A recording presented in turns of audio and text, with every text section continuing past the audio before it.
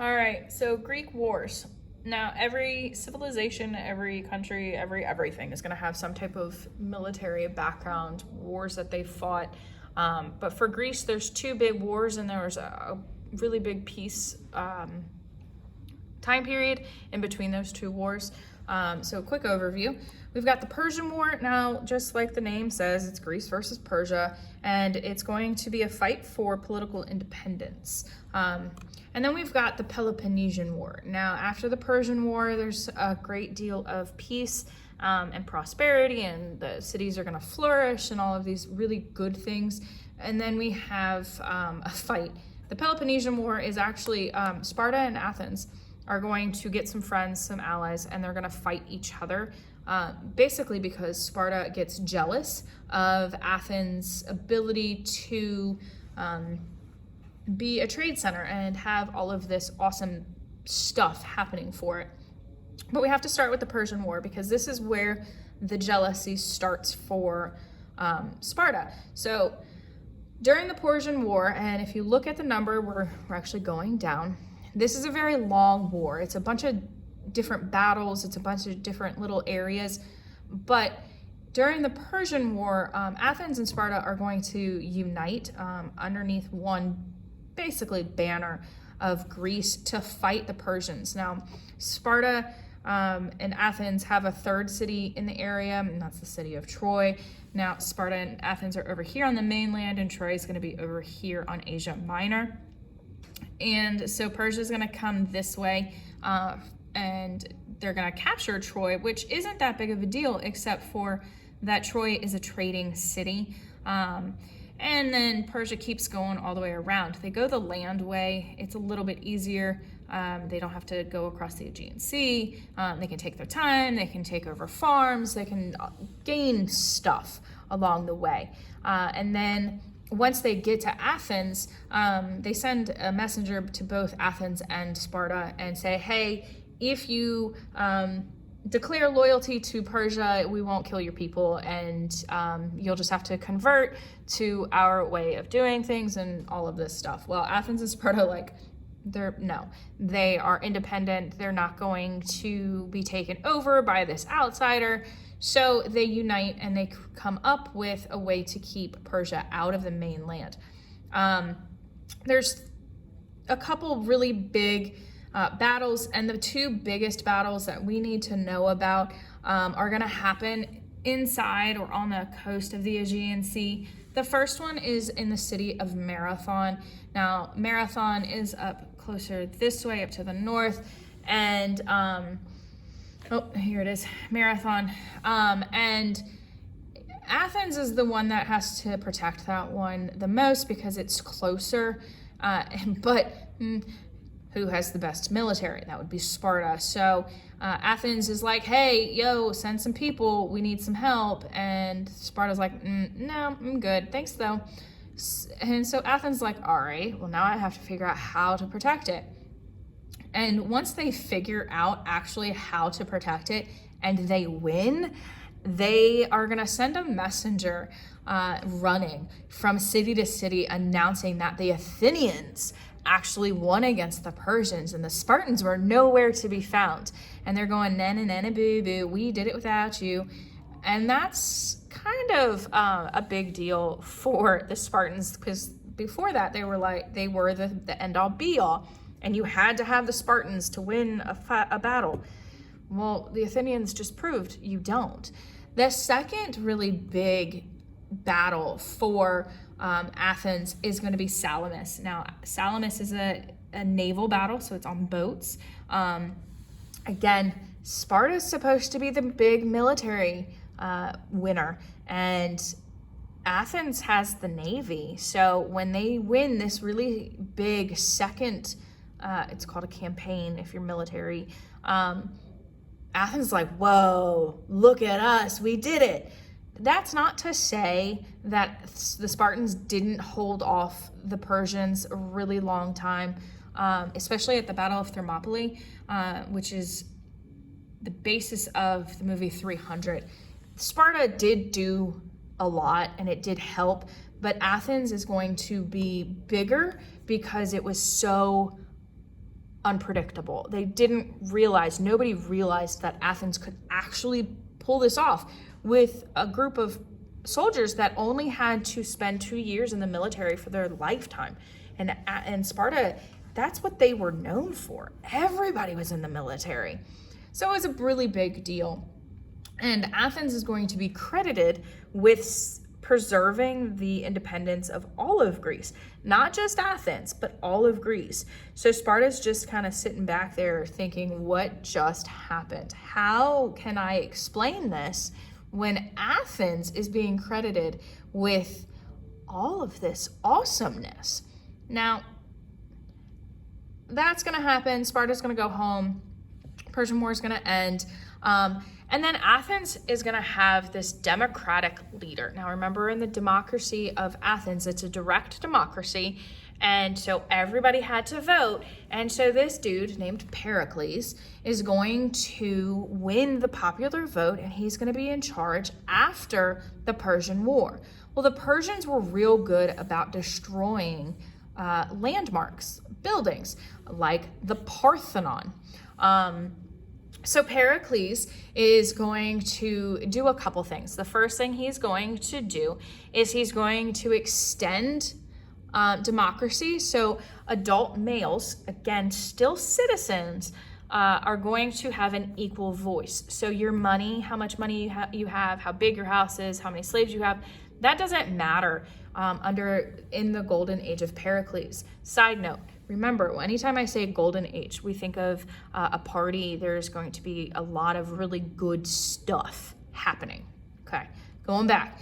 Then Pericles is going to rebuild the Parthenon. Now, the Parthenon is really important. It's a temple dedicated to specifically Athena, but all of the gods from Mount Olympus. And he's going to make sure that while he's doing this, because he sees Sparta off to the side pouting, he's going to create an alliance. Now, this alliance is going to be called the Delian League, and he's going to do it quietly but not sneakily. He's going to just look around and see what other city-states, what other polises might want to join him to get protected just in case Sparta decides to throw a temper tantrum. And he is going to encourage people to go back to school. Let's look at philosophy, which is thinking. We're going to look at arts. We're going to look at sculptures, paintings, writing, singing, all of these things that had to be put on hold for the 50 years of the Persian War. And so out of that time period, we have a bunch, y'all, of really good contributions. So in drama, we're going to have Aeschylus and Sophocles.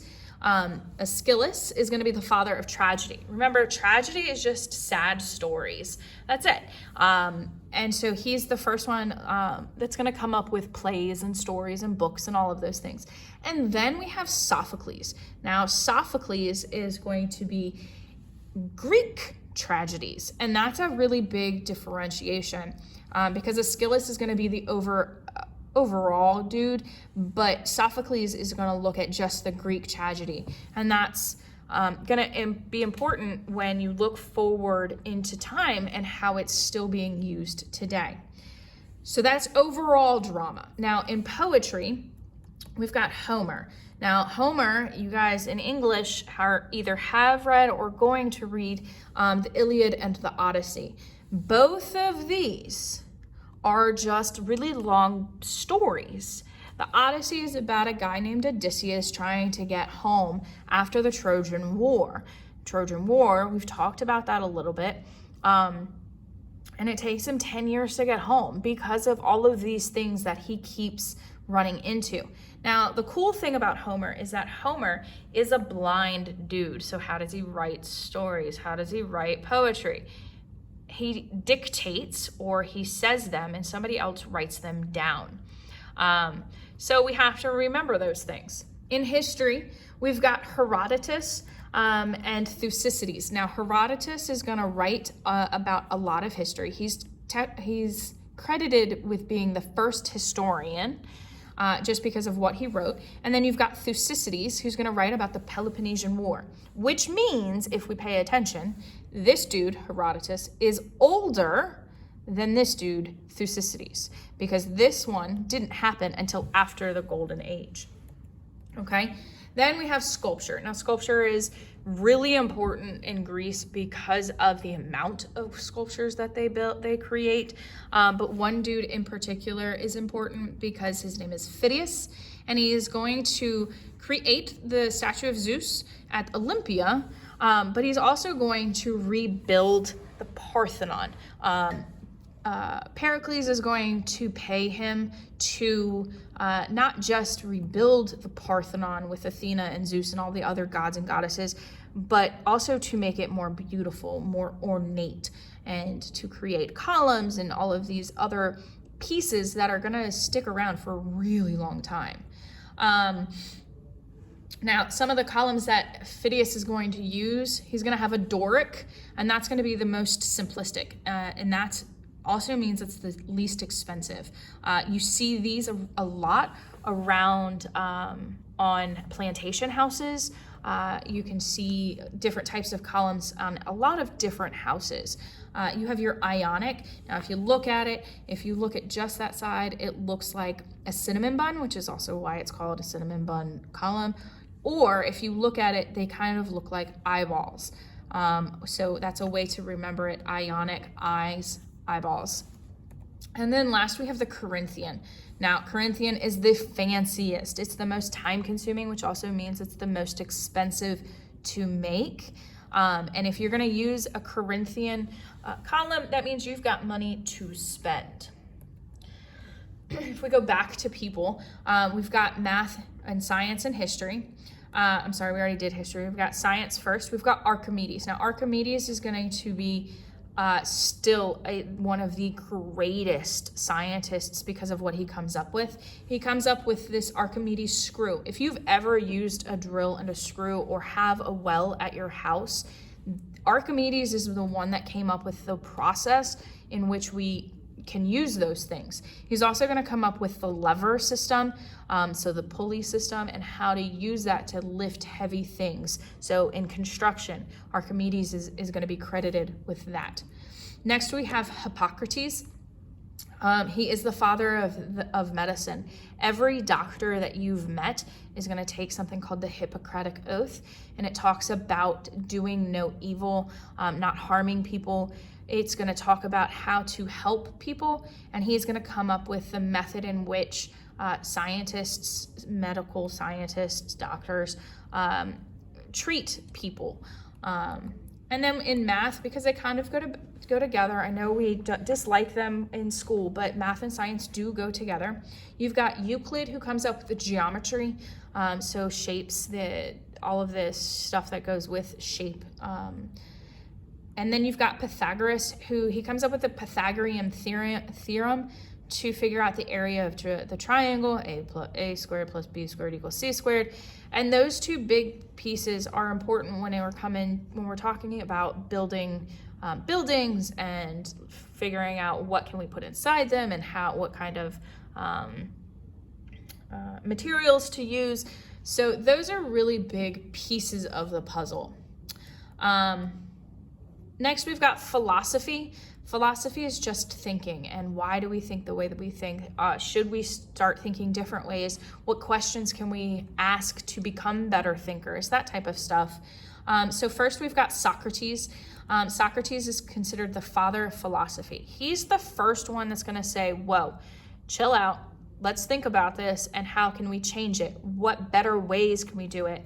And he's going to start his own school to do that. And one of his students is going to be named Plato. Not the Plato you play with, but Plato.